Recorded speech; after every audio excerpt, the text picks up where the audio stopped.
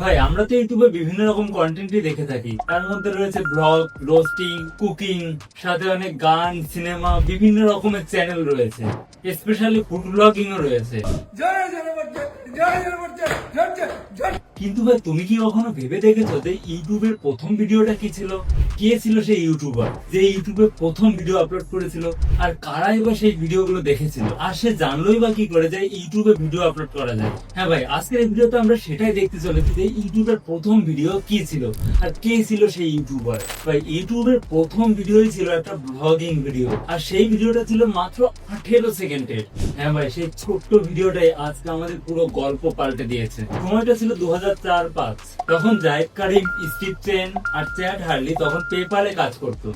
পেপালটা হলো একটা international money transaction company, সেখানে কাজ করতে এই তিনজন। তখন ভাই একটাই সমস্যা ছিল যে ইন্টারনেটে ভিডিও আপলোড করা ভীষণই ঝামেলা। ভাই এখন যেমন আমি এখন খাচ্ছি, আমি এখন ঘুমাচ্ছি, আমি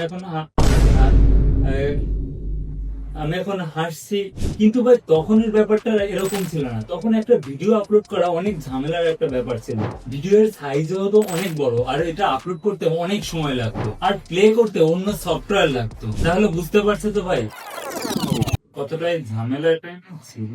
তখন ভাই তারা ভাবলো তারা এমন একটা সাইট বানাবে যেখানে ভিডিও আপলোড করা থেকে শুরু করে শেয়ার করা, ভিডিও দেখা সবকিছু হবে একদম সিম্পল। প্রথমে তারা বানাতে চেয়েছিল একটা ডেটিং সাইট, যেখানে তারা নিজেদের ভিডিও আপলোড করে তাদের পার্টনারকে খুঁজবে, যেটা তুমি এখনো খুঁজি।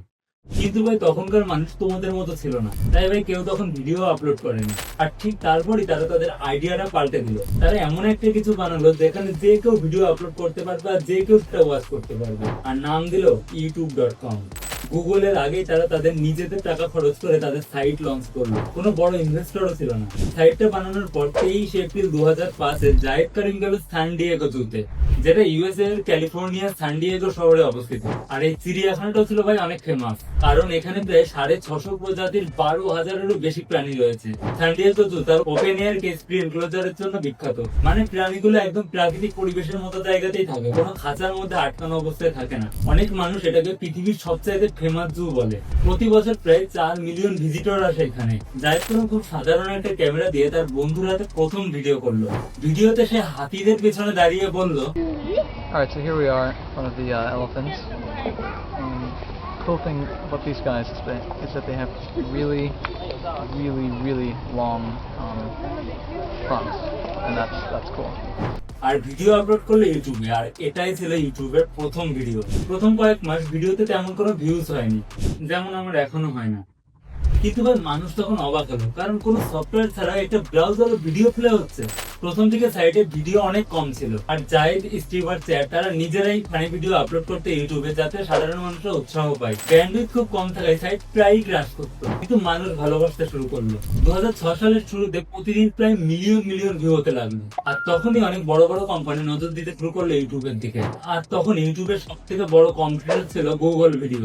কিন্তু গুগল ভিডিও ইউজ করা অনেক ঝামেলার ছিল, তেমন ইউজার ফ্রেন্ডলি ছিল না। তাই 2006 সালে গুগল ইউটিউব কিনে নিল $1.65 বিলিয়ন। আর একে বলাই ইতিহাসের সবচাইতে বড় স্মার্ট ডিসিশন। ভাই ওই 18 সেকেন্ডের ভিডিওটা তখন আপলোড না হতো, তাহলে তো জানতোই না যে এরকম কোন সাইট আছে কিনা যেখানে নিজেরা আমাদের নিজেদের কন্টেন্ট সেখানে শেয়ার করতে পারবো, আর সেটা পুরো ওয়ার্ল্ড ওয়াইড দেখতে পারবে। ওই ভিডিওটাই ছিল ইউটিউবের প্রথম পদক্ষেপ, প্রমাণ যে অনলাইনেও ভিডিও আপলোড করা সম্ভব।